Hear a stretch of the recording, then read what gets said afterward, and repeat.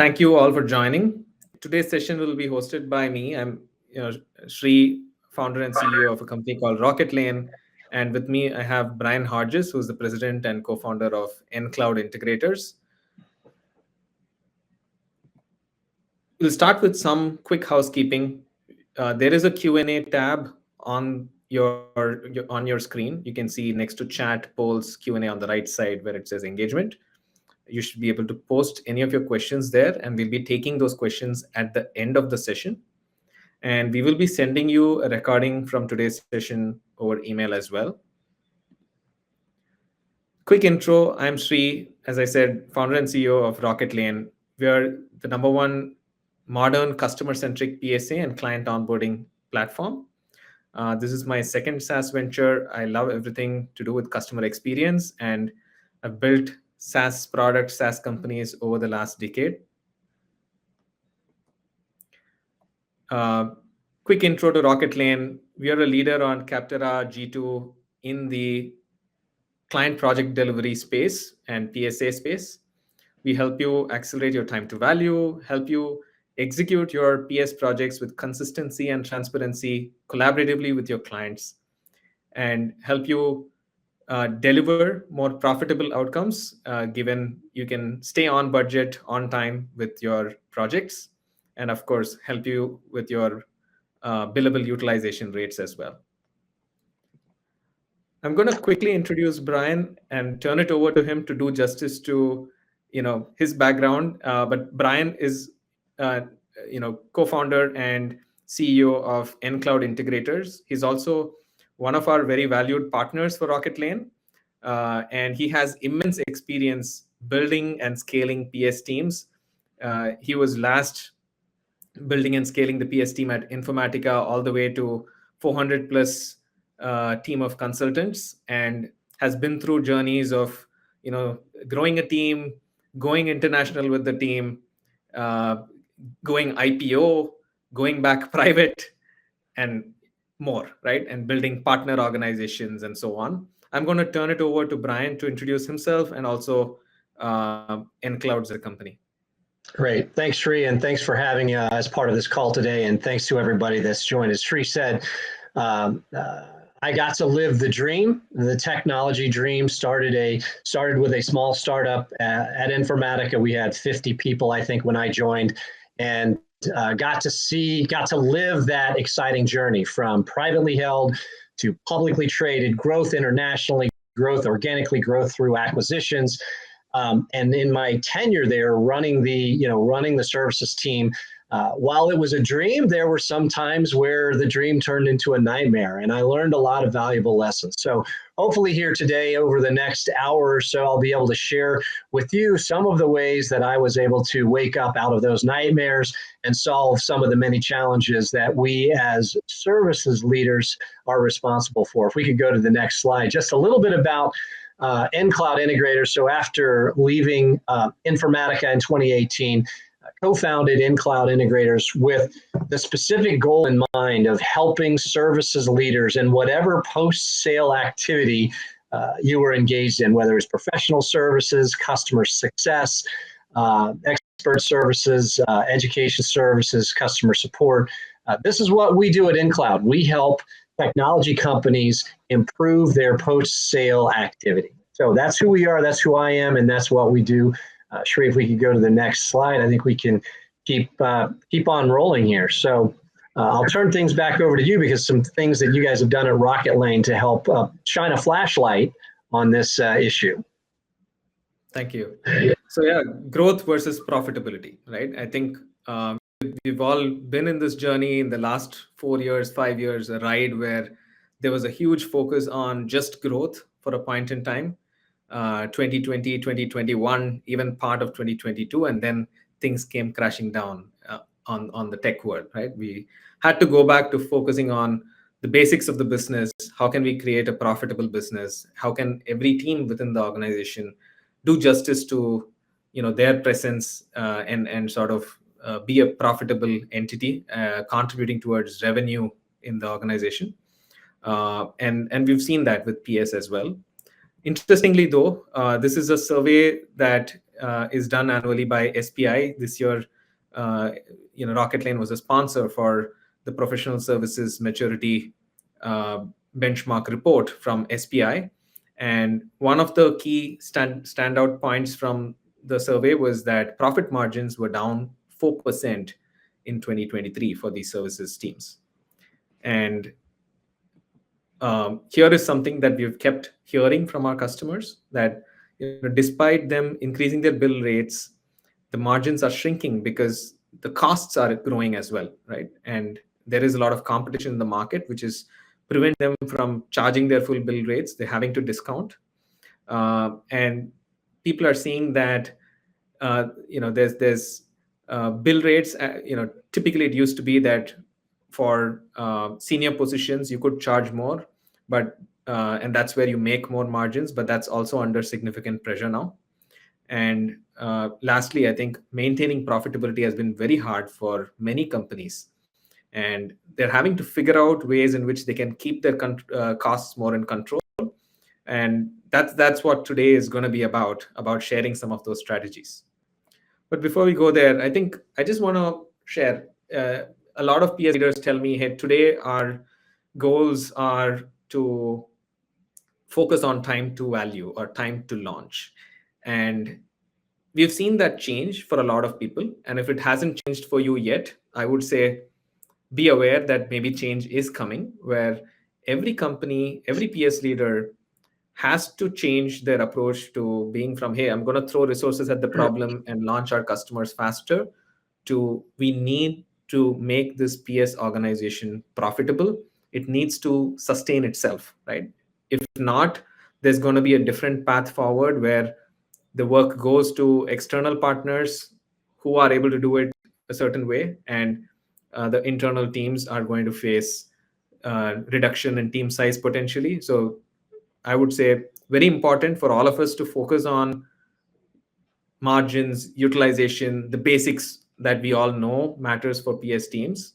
And that was an important reason why we picked this topic today, because we see this change coming everywhere. With that, I'm going to hand it to Brian to share a little more about what his learnings have been in turning a PS organization, turning it around into being profitable. Great. Thanks, Sri. And if you haven't seen the SPI report, I would highly recommend that. Sri's got that available to you all out on the Rocketlane website. But the one thing that I'll highlight here is that over the tenure that I had at Informatica, and also with the clients that I work with today, many clients are being asked, many of our services teams are being asked to drive greater profitability. The challenge that I think many of them are running into is that, we want profitability, but don't stop doing all the stuff that you did before. We still need you to focus on adoption and give resources away and do whatever we need to do to make the client successful. So the first thing that I would highlight when your leadership team comes to you and says, you need to focus on something different than you'd focused on in the past, it's really important to make sure that you get alignment across the entire organization on what it is your new charter is all about. If we could go to the next slide. What I like to ask typically when I begin working with a new client is, what is your charter? Can I take a look at your professional services or customer success or onboarding team charter? What is it that you what is the primary mission? Are you focused on customer adoption and onboarding and time to value? Are you focused on profitability and driving revenue for the company? Or is it somewhere in between? And it's really important that as a leader for the services organization, that you make this clear and visible and transparent to everyone in the organization. Otherwise, you're going to be spending a majority of your time just explaining the why, as opposed to focusing on the how. So what I've got here is a very simple framework. What's the primary mission of my organization? Is it revenue and margin? Is it customer adoption? Is it to be an enabler for the partners? But if I had to ask my CEO, my CFO, what's the number one thing you want from me? That's generally, or from my organization, that's what I put in here. And then from that, you can build your financial model. What are the revenue costs margins by time frame. What are the key performance indicators? Projects delivered, time to value, my customer satisfaction scores, all of those kinds of things. What are the core activities, the risks? So these are all things, again, I know that this may seem like a little bit of an administrative overhead, but trust me, if you don't have this in place, I can almost guarantee you're spending a lot of time, sort of explaining the why to your peers within the organization. So start with having a charter. This is who we are. This is what we do. This is how we do it. So I'll just kind of move on from there. But if you don't have this in place, please consider it and take a look at this. And the final point there is make it visible. It's one thing to have this that you share among your leadership team and the services side of things. You've got to make sure that you're sharing it with the enterprise. And I just want to add that if you don't yet have your PS charter in place, please work on it. We have a template. As Rocketlane, we're happy to share what our PS charter looks like. So just reach out to sri@rocketlane.com. I'll be happy to share our sanitized version of our PS charter today. And as Brian said, I think aligning internally with your sales leader, with your customer success leader, those who come and ask you for free services, saying, hey, here is how much we can do for free. It's driven by this charter. Make sure they're aware, right? And do it with them. And I think this is something that helped Brian a big way in his career, relevant year after year at Informatica, because he did this exercise, took the time to say, here is my charter. I have alignment with my CFO, with my CEO, with my peers on what it is, and don't skip this step is something I just wanted to reinforce. Absolutely. And the alignment is necessary because as a services leader, there are things that you're going to have to do. There are knobs to turn, levers to pull, plays to run, whatever anecdote you want to use there. But there are things that you can do to drive profitability. But almost in every case, there's downstream ramifications to other organizations in the enterprise. So having this charter in place will help you then as you begin moving across the spectrum to figuring out what's going to work for your organization. So if we can go to the next slide. When you're looking at revenue, the whole revenue puzzle, in my career, I just took a dead laser focus on two pieces to this puzzle: rates and utilization. How much am I getting for the resources that I'm putting in the market? And how often am I getting paid, or how often is this utilization, how high is our utilization driving those rates? So if we go to the next one, that's what we're going to focus then. When we talk about ways to improve profitability, let's look at ways to increase revenue and start with the utilization focus first. We can go to the next slide. It's really important to track, and I know this seems like a Captain Obvious kind of comment here, but you can't fix what you don't realize is broken. And time is money. In the services business, time is money. And our consultants spend a lot of time working on a lot of activity. There's first and foremost, it should be billable project work, but there's a lot of non-billable project time that you have to do. There are cross-organizational things that you do. There's admin time. You have company meetings. You have timesheet. You have all kinds of administrative work that your consultants may be doing. There's training. They've got to do things to make their skills current, relevant, and sharp. There's practice contribution, things like developing new offerings, testing new things out.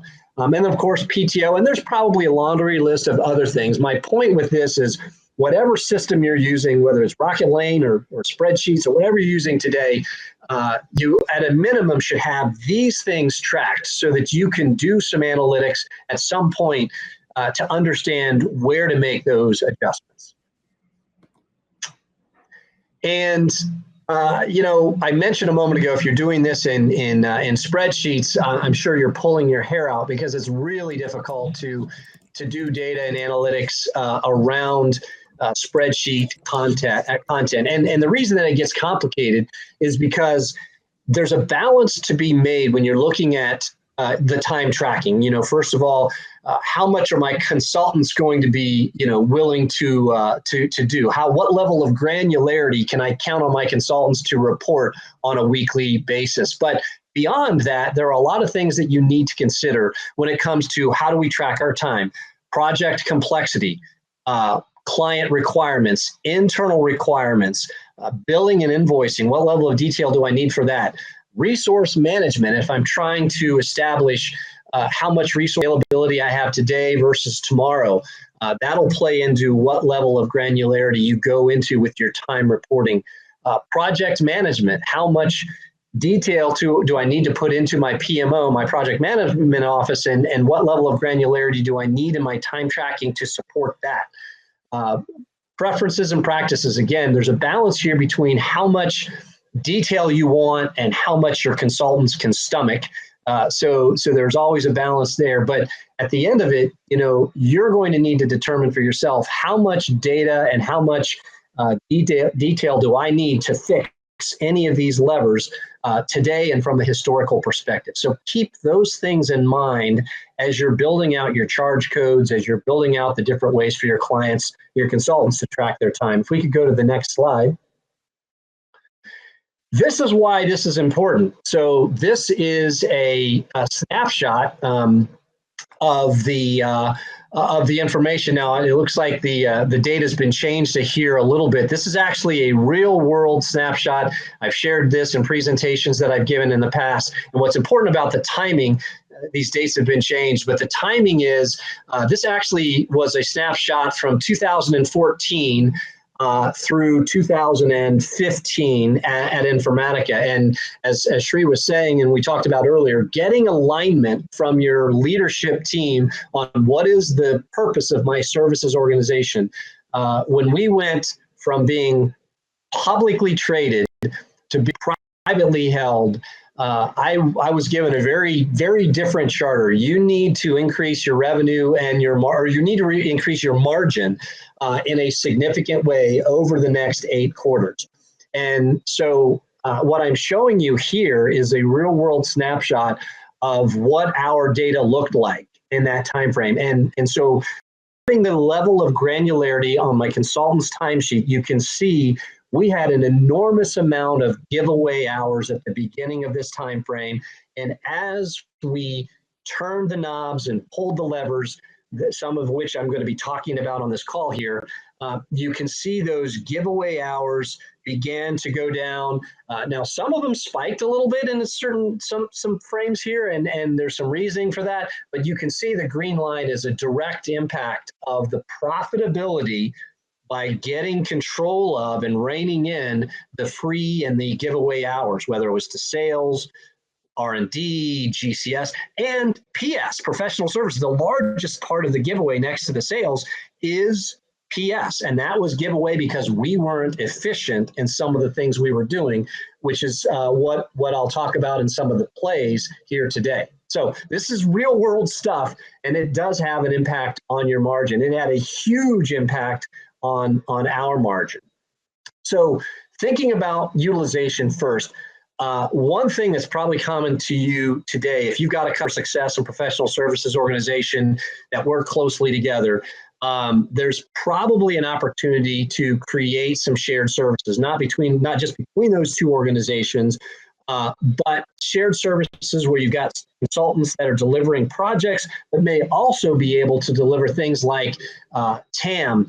I call it technical architecture manager. Some call it a technical account manager. But if you call it if you focus on your product and the architecture and the technical side of things as opposed to account management, you find that customers are a little more willing to see the value. They see the value. They don't turn off right away. They think, oh, we've got a TAM from Oracle, and it's just a guy or a gal that's trying to drive more revenue for Oracle. That's not the goal here. This is finding ways to provide more value with your product in a technical way within their environment. And so you want to move away from peanut buttering your resources and try to find ways to cross-train your folks. And one way is this TAM. To drill into this a little bit more deeply, you can look at things like having a number of hours per month that this person delivers.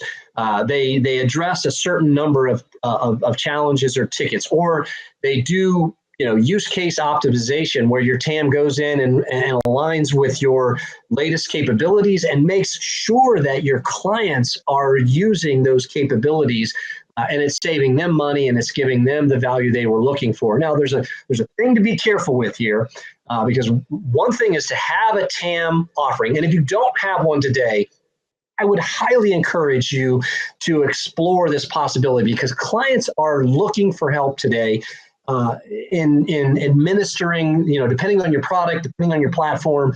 Clients are looking for help. They're facing resource challenges, perhaps just the same as you are. And so this is a play I'm seeing a lot of our customers putting on the board to drive greater revenue and drive greater utilization. But if we go to the next slide, there's something you want to be really careful about. When I see this play put on the board, what often happens then is, great, they get it launched, they get it sold, and then what they do is they just put in blocks of time every week for their consultant to service that client. So they'll put 12.5% for each week. And while on paper that sounds great, because you just want to figure out a way to spread that time out, in reality, if you leave it that way, it makes it very difficult to truly know what your client's availability or your consultant's availability is on a day-to-day basis. And so if your leadership team is trying to figure out who to staff, if we've got one consultant that's got 5 of these TAM projects that they're responsible for, on any given day, it may say they're 60% utilized, when in reality, they may only work on one client's activity on a specific day. They may do all of those hours on a specific day. And I would encourage you to take a very close look at that, because again, it gives you greater visibility into when they are truly available. Other thing it gives you is it sets boundaries with your clients, and it sets an expectation that these are the days or the timeframes that this consultant is dedicated and will be working with you, as opposed to having your consultants get distracted by these, constant Slack messages and emails and things like that, where the client's expecting them to spend 15 minutes here, 20 minutes there, 30. It's an inefficient way to deliver this service. So TAMs are a great way to go. You just want to make sure that you do this right from an administrative perspective. If we could go to the next slide. Sure. Just to add, I think not just for TAMs, but overall as well, the way you plan your resources for your projects, if you make it reflect the shape of the effort that's going into the project for each type of resource, you're going to get to better utilization rates overall, versus, if you just say, hey, this senior architect is needed for 8 hours this project, and this is the project start date, this is the project end date. We've seen customers do that. Don't do that. That they're more involved in certain stages of the project. Let your resource plan reflect that, so that their availability is more accurate for them to be staffed on other projects. Great. Now, with resource sharing, and this is very common today, where there are resources that are participating from across the enterprise. Some of your services people may be doing sales-related work. Some of your customer success folks may be doing onboarding work or PS-related work, and your PS team may be doing CS-related, customer success-related work or customer support-related work. So some key things here is that if you are going to share resources across the different teams, you need to make sure that there's a budget established. How many hours am I giving away for my services team by level, by role, whatever the case is, right? And then what are the rules of engagement for prioritizing those resources? The last thing you want is to have your consultants deep into a very difficult part of a project, and then have the sales organization pull that resource and say, I need them for a pre-sale effort that's going to close this quarter, and then suddenly you're in a bind. So it's really important that if you're doing a shared services model, you have the rules of engagement, you have an approval mechanism so that you know how these resources are going to be moved from one activity to another. And then finally, make sure that you've got visibility. You've got reporting that you're sharing with the other stakeholders. Bring them into whatever system you're using, whether it's Rocketlane or whatever it is that you're doing, to give visibility to the head of sales, the head of support, head of customer success. How many hours have I consumed from the services team last quarter? How many I've used this quarter? How many am I projecting for next quarter? These things will help you tremendously from a utilization perspective. So those are just a few plays, tips, and tricks, things that you should keep an eye out on for the utilization side of things. Now let's shift gears and talk a little bit about, all right, how do I affect the rates? How do I turn the knob on the rates? So let's go to the next slide here. And again, Captain Obvious stuff here, but think about the fact that if you make one small change to your rate, right, whether it's a slight increase or just a less decrease, a lower discount on the fees that your services folks are delivering, it can have a huge downstream impact to your overall profitability. And so the first thing I want to say about this is, your consultants are going to have fees tied to their work in a variety of different ways. It may be role specific, it may be project based, it may be a managed service, and it could be a TAM. And so there are a number of ways your consultants may be generating revenue, and you may have a different rate associated with them. What I'm recommending here is that you keep that in mind, and that you try to build your analytics, you try to build your system so that you can track the rate you're getting for that consultant on every role that they participate in. Now, again, I know it's to the level of maturity you have. You may not be able to do that at the level of granularity, but try to get as granular as you can, because it's going to help you understand where to turn some of these knobs downstream. Then we go to the next slide. This is again, where you look at the type of rate structures that you have. You can then downstream look at, all right, what am I making? What percentage of my business is hourly? What percentage is fixed fee? What's being sold daily, what's month, quarter, retainer, what's value driven. And so you can use this downstream to do analytics on what part of my business is doing better than others. How much has my business evolved from hourly to fixed fee? Am I making more money on my fixed fee than I am my hourly?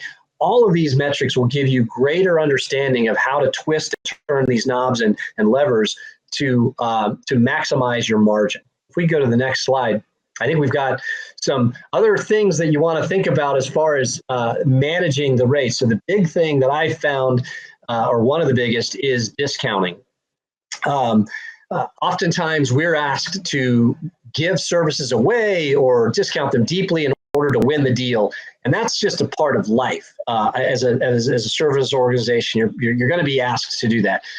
The important thing here, and if you don't have this in place, what I would recommend, again, is based on your charter, based on the margin and revenue that you're expected to drive, you can then set a quarterly discount budget.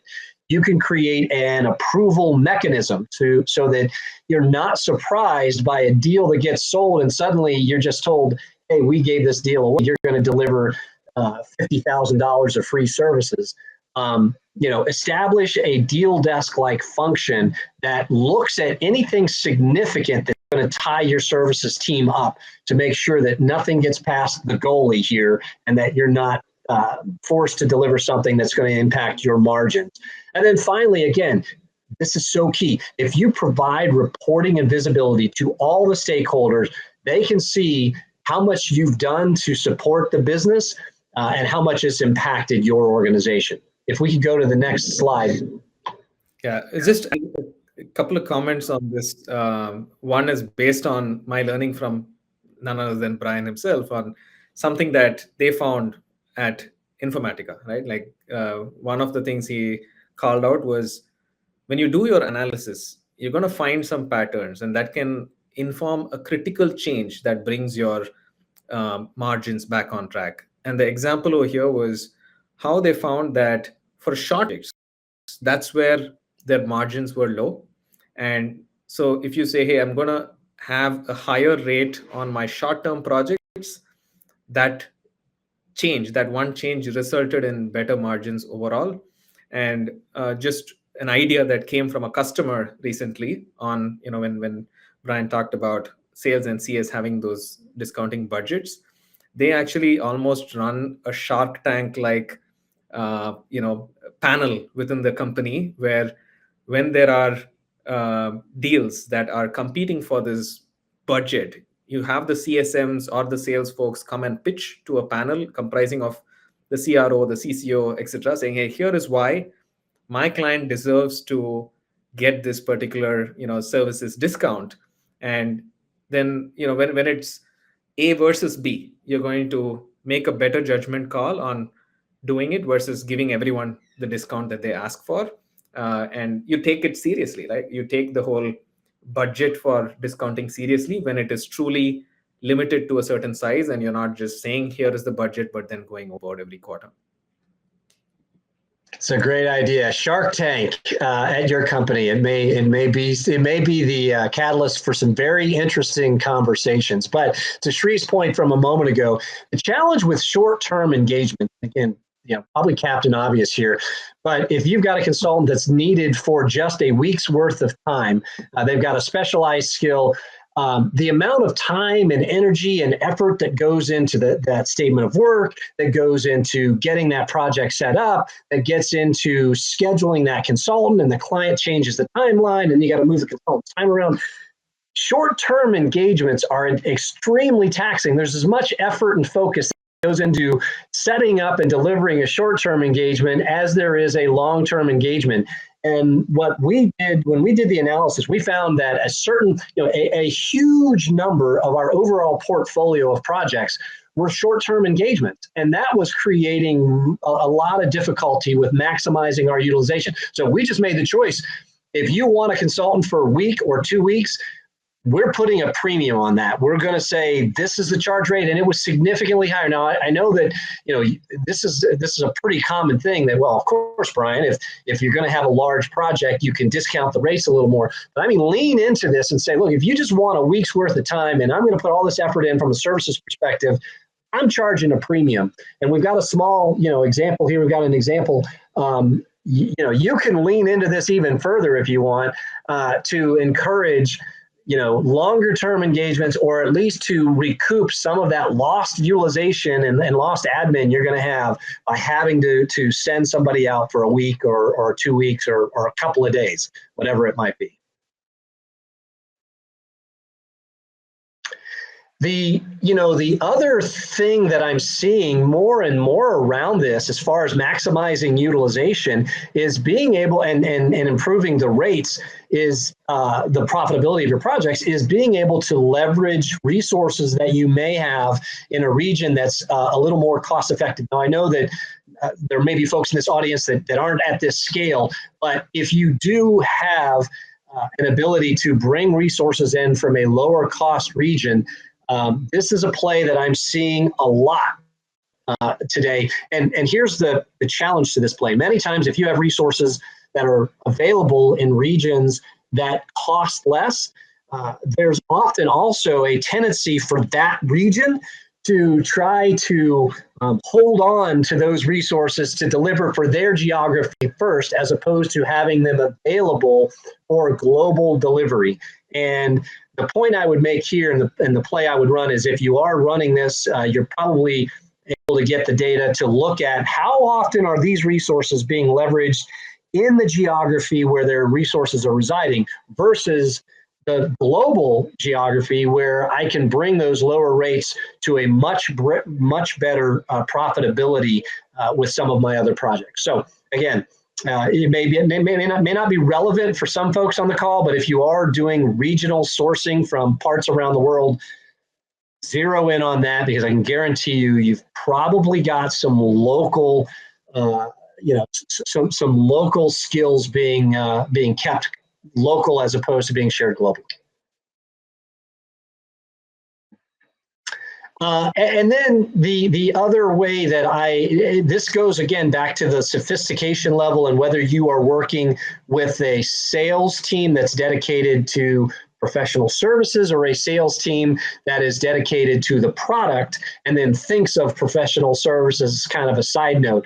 The important thing here is that as you have your resources, if you take the level of granularity for staffing them and assigning them to projects, then you can see as you look at this graphic, you can see that a month from now or 3 months from now, or whatever the case is, you'll have visibility into where you have resources that the utilization is going to begin to drop. And this is an important thing for all of us to look at on a regular basis, whether it's weekly, monthly, quarterly.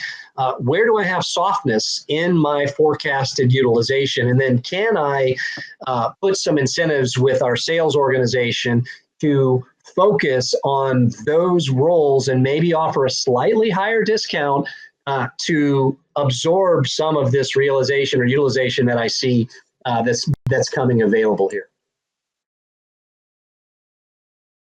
Again, I think talking to another customer, another approach was also to say, hey, my demand is coming elsewhere, and it's an opportunity to cross-train some of our resources that are going to be available in that period to, skill themselves in another area as well, if possible. Where possible, I think that's having both the picture, future forecast from a demand and supply perspective is going to help run a tighter shop, have that higher utilization in the future.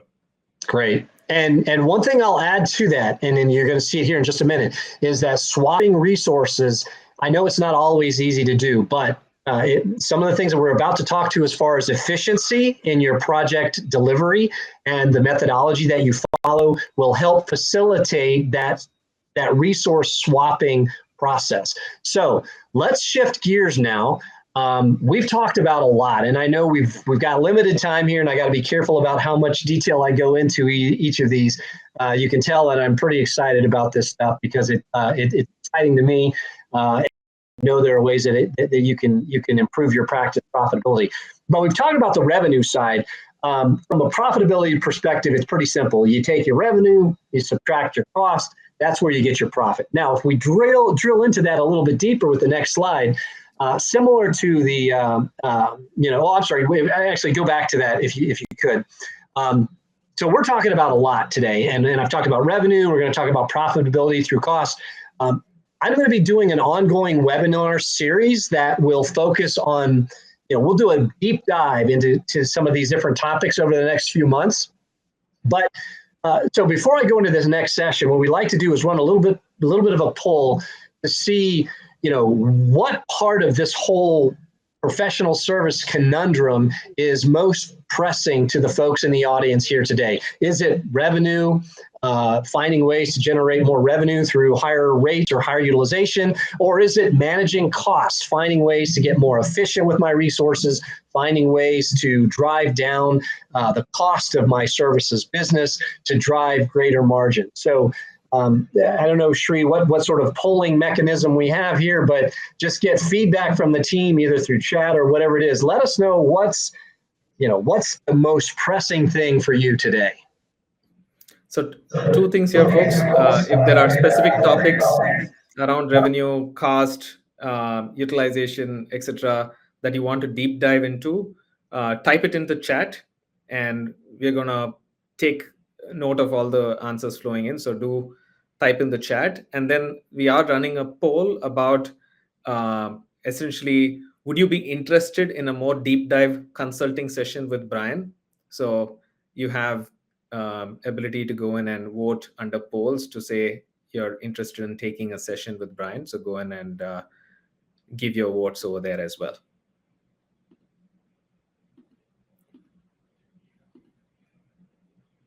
All right.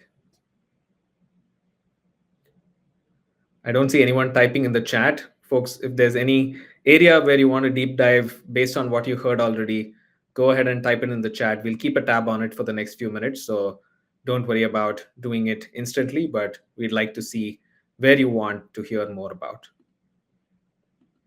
All right. We'll move on and come to costs. Brian, sorry, you're on mute.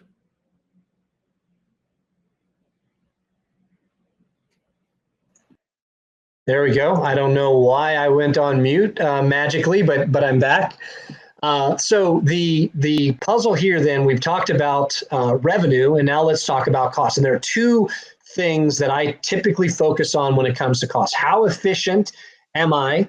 And what sort of governance do I have in place to drive down my costs? If we go to the next slide, and and we'll get into some of these very specific cost plays. So it would not be we would not be doing justice to this if we didn't talk AI. This is what's on a lot of people's minds today. So Sri, I'll just turn things over to you to talk a little bit about some of the specific things that you all are doing to enable AI within Rocketlane.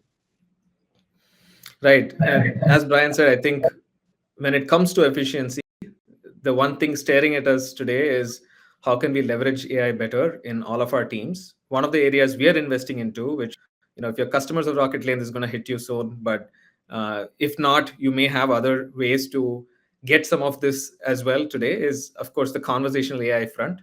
A lot of PS teams, we do go on calls with customers on a regular basis. We do need to, send follow-up action items on email. We need to capture meeting notes, document them, requirements, document them. There's various kinds of handoffs, documentation, email writing, etc., that our consultants need to do on a regular basis.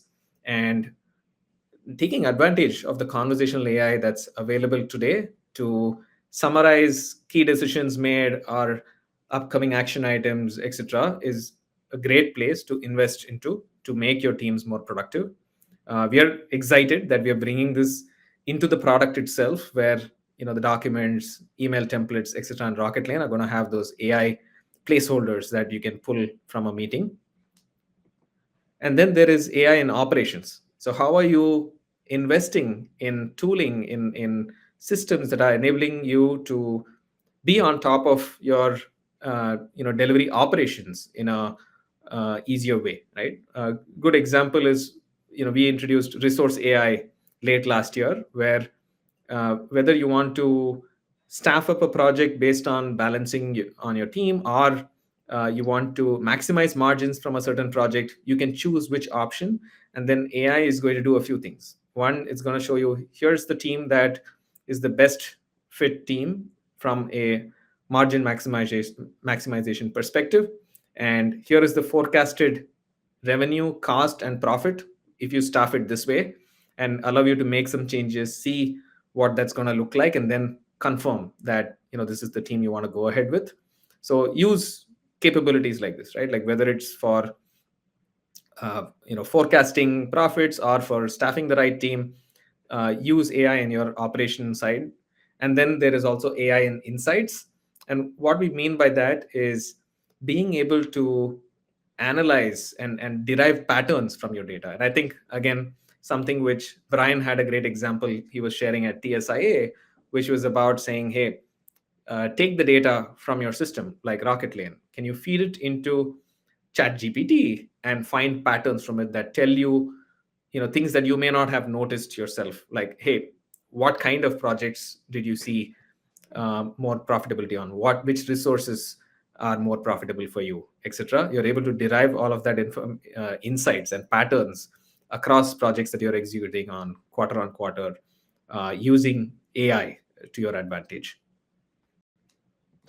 Yeah. And as Sri mentioned, I talked about this at my presentation at the last TSIA event, and we have seen some amazing things by taking data from whatever PS data you have and also analyzing it with some product usage from downstream.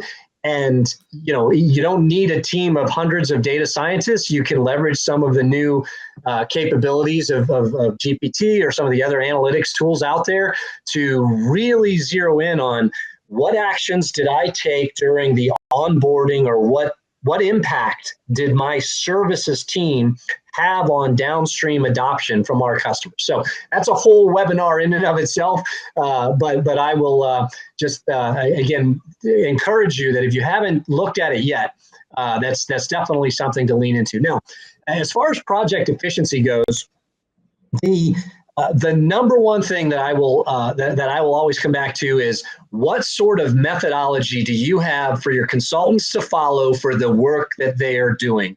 And so the first thing I'll ask is, what do you have a methodology in place, a set of recipes that your consultants follow for each offering that they are delivering? And if you do have that in place, is it reflected in your PSA tool or in your project templates? Do you have a sort of step-by-step process that your consultants can follow, that your clients can follow, that your partners can follow in sequence to understand where you are in the project, what's coming up next, and how to deliver what I need to deliver. And if you're not doing this today, I know it seems like it's a little bit of an overhead, it's administrative overhead, but believe me, this pays off in spades to have a methodology to work with your teams to understand where there are points of friction with your methodology, and then find ways to remove that friction through the tools and the products and the processes that you have in place. So first of all, have a methodology, have templates that match that methodology for each offering. We go to the next slide. The next thing you can do then is bring this automation, this power that's out there today with technology that we have, bring it to power, bring it to bear. You can then look at those points of friction and say, wow, it seems like when we get to this stage of our project, we get stalled because some activities that need to take place don't get done. Well, let's look at ways to automate that. Let's look at ways to send reminders. Let's look at ways to automate this task so that it's not up to my consultant to remember it. Today I find many consultants are delivering on multiple projects, and it's really hard mentally to keep track of all of that stuff. So if we as leaders can automate through this template, we're helping remove the mental clutter from our consultants and helping them be more efficient. And then finally, if we go to the next slide, measure and monitor. So I think I glanced at the chat and I saw a question that's around this, and we can come back to it. But somebody asked, well, what level of depth do we need to measure the project? And again, there's a balance here. So what I would say is, when you look at your projects, when you look at your solutions that you deliver, think about the things that are giving you a headache. Think about the things that seem to be taking longer than they should. And that's where I would start saying, well, if we don't have that being measured today, then let's add a task. Let's add that in there. Let's add a level of granularity to our timesheet so that we can start to figure out what's happening there. So this is where, again, if you measure the time and tasks more specifically, then you can run your analysis to say, wow, we estimated that the data integration was only going to take 20 hours. And part of that 20 hours, and as a result, it should only take 30 days of the overall project. From a calendar perspective, it should only last for 30 days. And we do our analysis, and it's 40 days, 50 days. Holy mackerel. Let's figure out how to address that using automation. And so that's what you can do with this.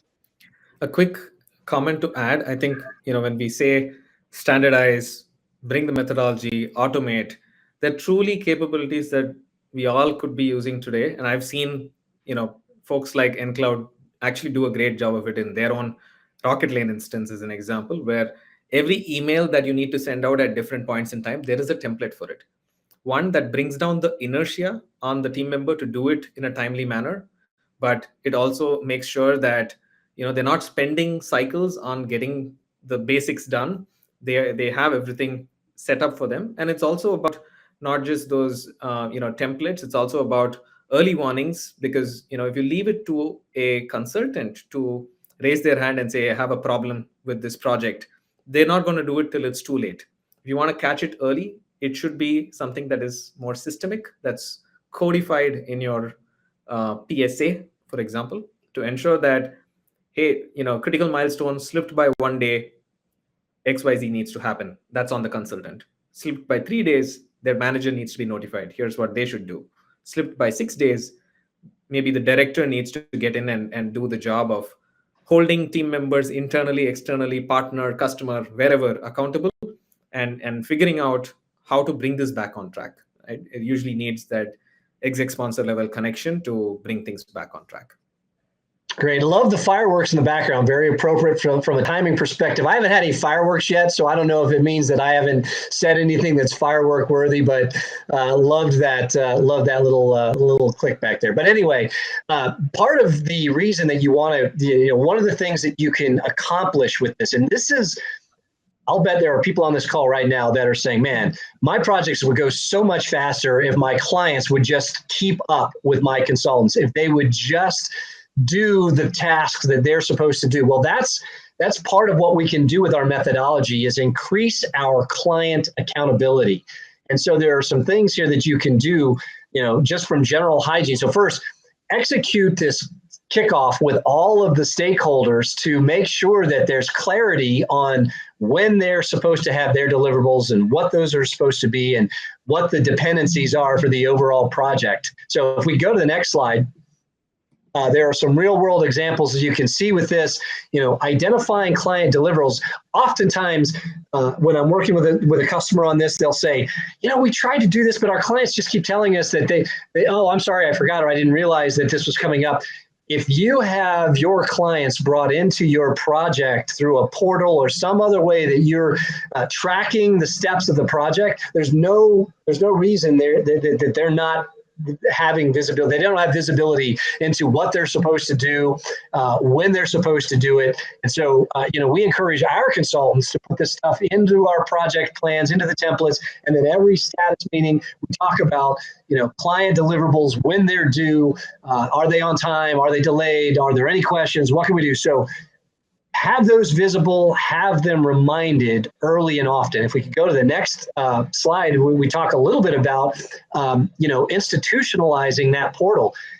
Make this part of just your standard operating procedure. Our clients come in and they look at our portals and they track what we're doing, when we're doing it, and we use this as a way to point out where there are issues with their delivering their deliverables or their timelines. So make sure you're using whatever mechanism you choose, but just bring everybody on one sheet of music so that you're all playing from that same sheet of music. And if you do that, if you are using a tool like Rocketlane, for example, then you can leverage the automation to send reminders. You don't have to have your consultants remember, and you can send multiple reminders at different intervals leading up to. We have found this one little step right here. If you have a significant deliverable that a client is responsible in a project, just work backward from that and send a reminder a month out. Don't forget, this is critical for this time frame. 2 weeks out, hey, we're getting closer. We haven't seen this yet. 1 week out, put these reminders early and often. Then there's no way that there is a, oh gosh, I forgot about that. And it can all be done through technology, through automation. So you don't have to have your consultants remember how to do that. And then the next slide, you create an ability then to escalate when your clients aren't following the reminders. They're not taking you up on these gentle taps on the shoulder. Then you can also automate your escalation process so that, again, I find that my consultants feel like they can solve all the problems themselves, and they don't want to get the leadership involved, and they don't want us to understand when they may feel like they've not done their job if they have an escalation. There are ways then, I found it very helpful to automate these things so that, first of all, you're letting the consultant know I'm not putting it on your shoulders to remember it all the time. And for my sanity and my leadership sanity, put these automations in there so that you get red flags early, because we all know the longer an issue festers, the more difficult and the more time consuming and costly it's going to be to resolve. Absolutely. And, client accountability also comes to how well you work with the client in the pre-sales process to have a clear statement of work that this is what my team's going to do.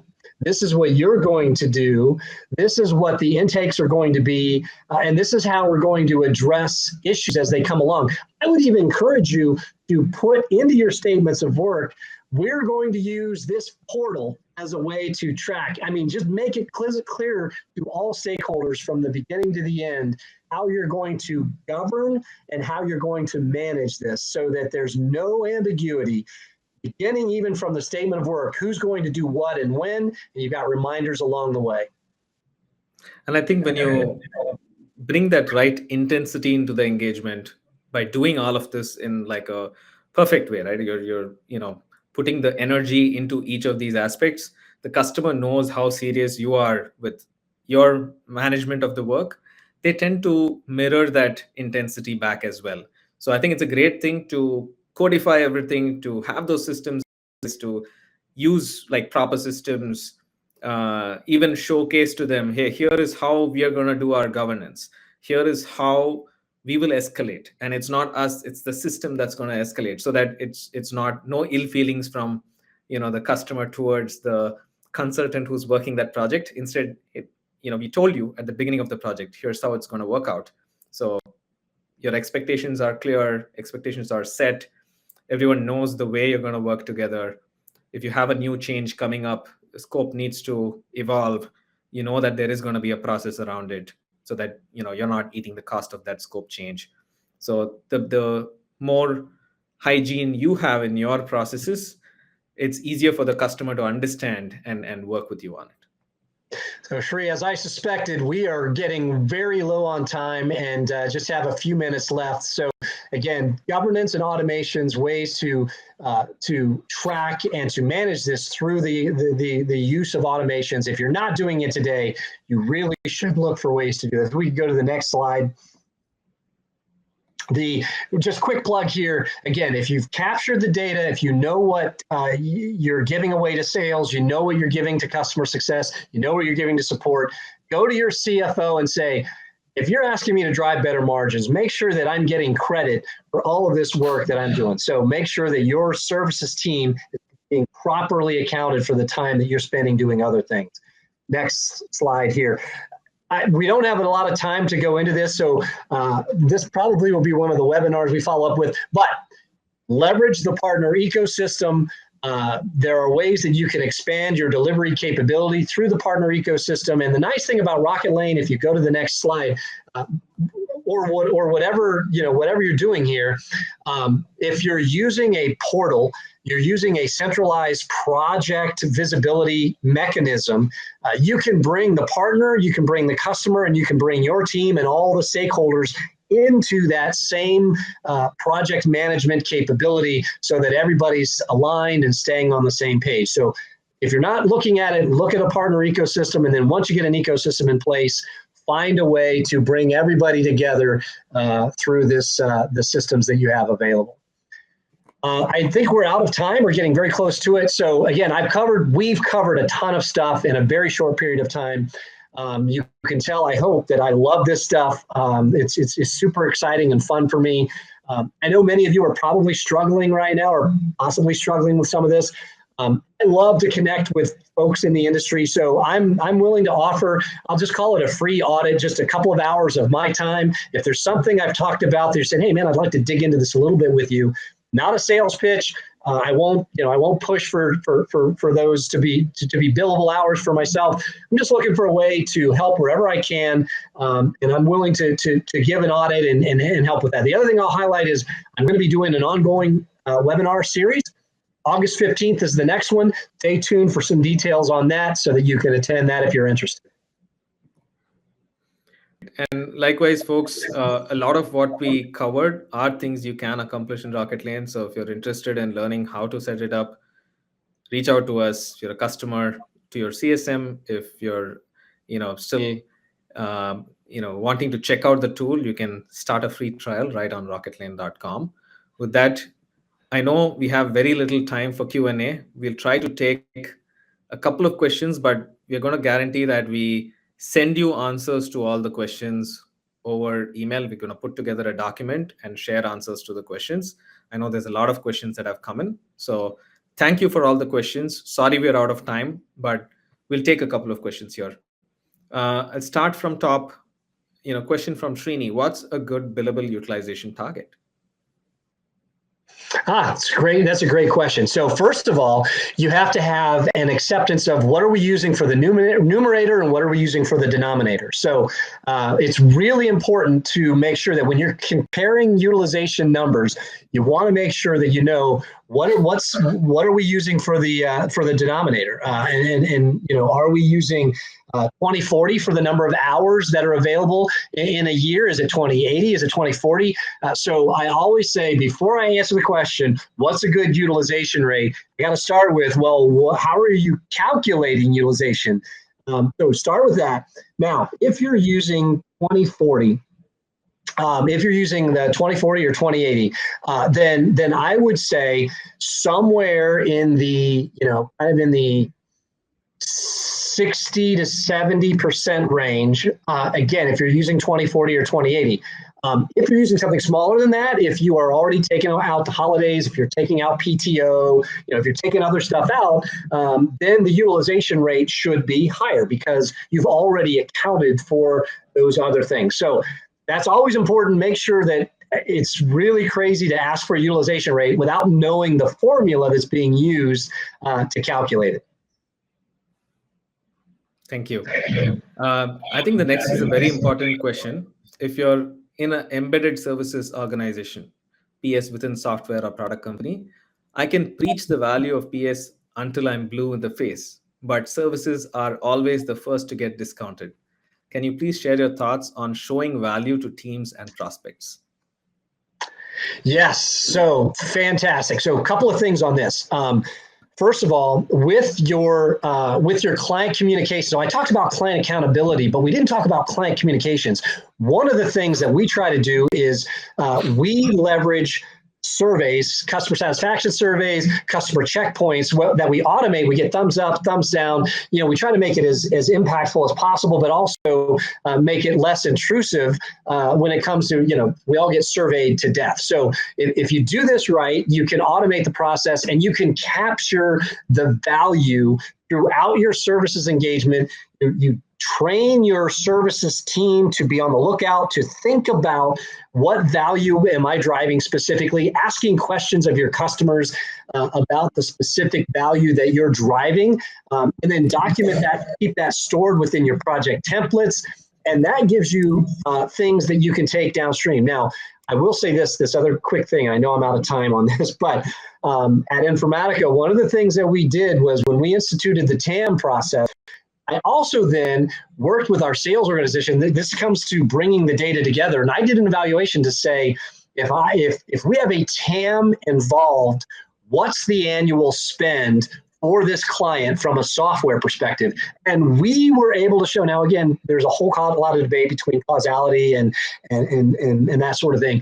But if you do an analysis on the work that your team does, and then look at the downstream of adoption. And if you leverage tools to analyze those two data sets, you can find those golden nuggets that you can then take to the leadership and say, look, is it a coincidence that when we have 50 days of professional services at the beginning of the engagement, we've got a 30% higher renewal rate? So there's a way that you can do this. It does come down to having some data, both with your client as well as data that you store internally. Awesome. I think we're out of time. So we'll stop with the questions as well now. All of the questions that have come in, we're going to have them answered, sent out back to the people who joined today. Thank you, everyone, for taking your time and joining in. Thanks, Brian, for the wonderful session and the insights. Great. Thanks, everyone. Have a great day.